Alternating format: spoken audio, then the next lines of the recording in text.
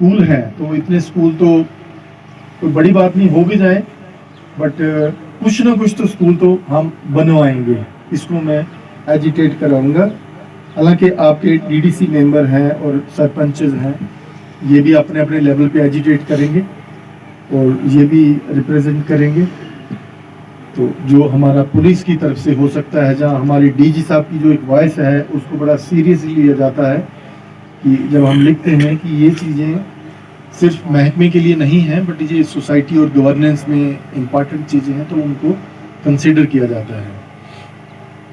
इसके अलावा जो और मेरे मन में चीज़ें हैं कि हमने ड्रग्स टोटली कंट्रोल करनी है, मिलिटेंसी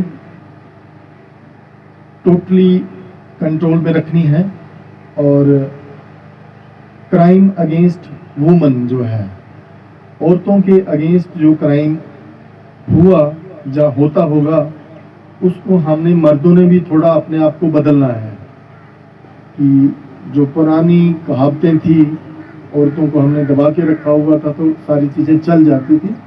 आज की डेट में उनके भी कुछ हकूक़ हैं, कुछ ज़िंदा रहने के, कुछ ज़िंदगी जीने के, क्योंकि वो भी ऐसे ही हैं जैसे आपकी बेटी मेरी बेटी है, वही तो औरतें बनेंगी ना कल को। तो इस चीज़ पे अगर क्राइम कोई उनके अगेंस्ट हुआ तो मैं उस चीज़ को बड़ा सीरियसली लूँगा, सैंड बजरी का ये हो जाएगा। और एक इशू जो हमने बोला नहीं किसी ने खुल के, वो मिलिटेंसी वाला इशू है। मैंने जब रिव्यू लिया है कागजों में अपने ऑफिस में, तो डिस्ट्रिक्ट रियासी वो डिस्ट्रिक्ट है जिसमें बहुत खून खराबा हुआ है, और जो बहुत खून खराबा हुआ है उसमें डिस्ट्रिक्ट रियासी में अगर हुआ है तो सबसे ज़्यादा खून खराबा हुआ है वो मोहर और चसाना में हुआ है। चाहे बेटा मिलिटेंट बन के मरा, चाहे बेटा एसपीओ पुलिस बन के मरा, बट जिसके घर का बच्चा मरा, मुझे एहसास हो सकता है कि उसके माँ बाप को कितना दुख हुआ होगा, कितना दर्द हुआ होगा। और जिहाद के नाम पे बच्चे अगर उलझ गए या मिसगाइड हो गए, इन चीज़ों से जो पूरा घर शैटर हो गया, और वो जो जख्म है वो मुझे पता है कि जिस माँ बाप का बच्चा गया है, जब तक वो माँ बाप हैं उनके जख्म अभी जिंदा हैं और वो जिंदा जख्म चलते रहेंगे। पर मेरी दरख्वास्त ये है कि उन जख्मों को हम ख़त्म तो नहीं कर सकते हैं, लेकिन जितनी भरपाई कर सकते हैं, जितनी मरहम लगा सकते हैं, उसका एक ही रास्ता है कि आगे और इस चीज़ को हम ना बढ़ने दें। आपके सामने कोई एक अफसर है जिसको OGWO पुलिस ने उस समय करार दिया है।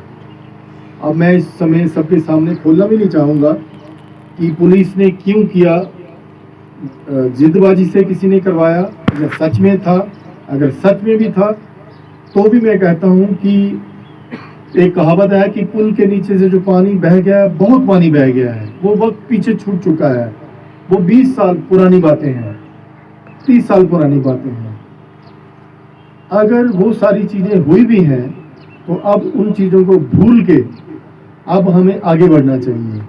जैसे बेशक हमारी पुलिस की लिस्ट में OGWO है, लेकिन इन्होंने भी बहुत सारी चीज़ों को छोड़ के अपने बच्चों को आगे बढ़ाया है। बच्चे डॉक्टर बनाए हैं, अफसर बनाए हैं, पुलिस अफसर बनाए हैं।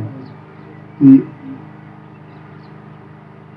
यही चीज़ जो है, ये मैं कहूँगा कि बाकी वालों के लिए एक मैसेज है कि असली रास्ता जो है, वो असली जिहाद जो है, वो गोली चलाने में नहीं है। अब मैं रिलीजन बातों में नहीं आऊँगा ज़्यादा। असली जिहाद इसी में है कि हम अपने आप को भी सुलझाएं, सुधारें, और दूसरे की ज़िंदगियों को भी सुधारें, सुलझाएं और अच्छाई की तरफ ले जाएं। तो इस रास्ते पे चलते हुए पुलिस जो है वो हमेशा आपके साथ रहेगी, हर कदम कंधे से कंधा मिला के रहेगी। जो आदमी पुलिस का हाथ पकड़ के चलेगा, पुलिस का हाथ पकड़ के चलेगा, जहाँ पुलिस को हाथ पकड़ा के चलेगा, तो मुझे लगता है उसका रास्ता आगे खराब नहीं होगा।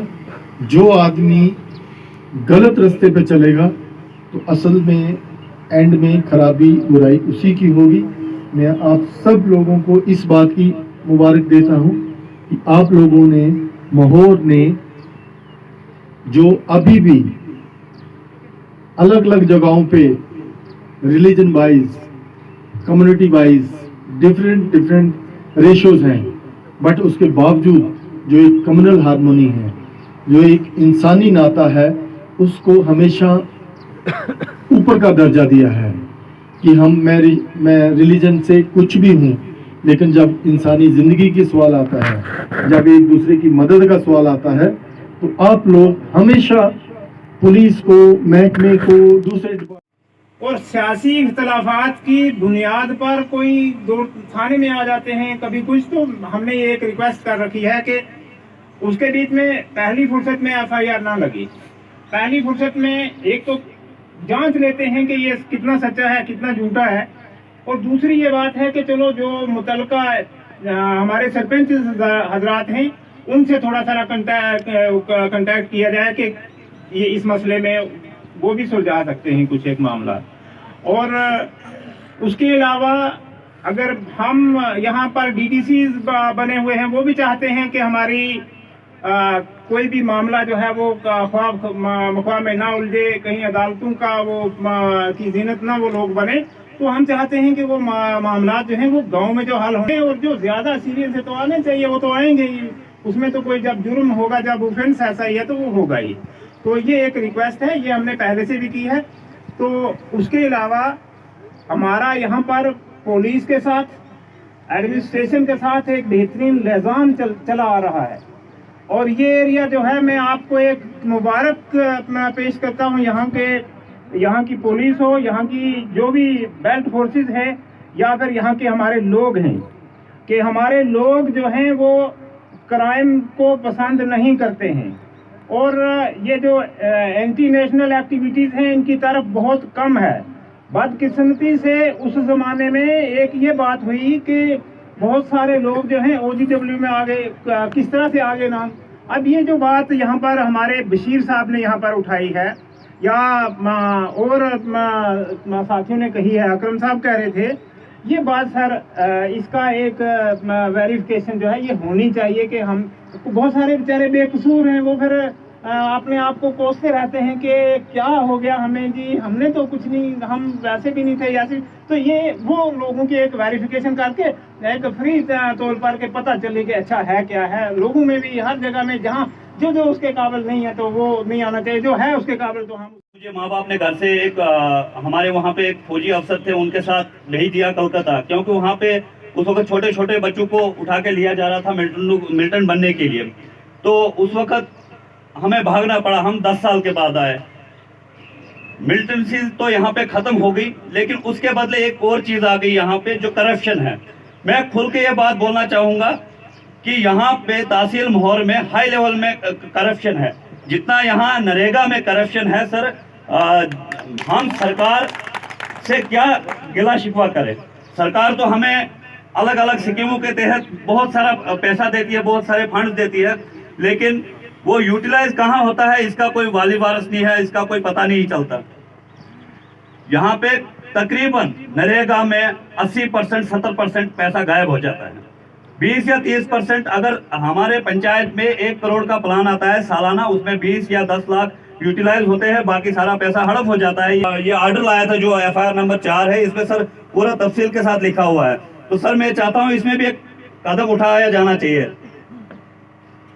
तो यहाँ पे एक पंचायत का मसला है, वहाँ पे PMAY मकान है, 10 लोग हैं, वो बेचारे गरीब है, उनके नाम से पैसा किसी दूसरे के अकाउंट में गया है। यानी कि जो फैमिली ID होती है वो सारी उन्हीं लोगों की है, लेकिन पैसा आगे अकाउंट नंबर किसी और का डाल के वो पैसा हड़प हो गया। तो सर पुलिस को इस बारे में ध्यान देना चाहिए। मेरी इतनी गुजारिश है SSP साहब से। बाकी शुक्रिया हो, आदाब।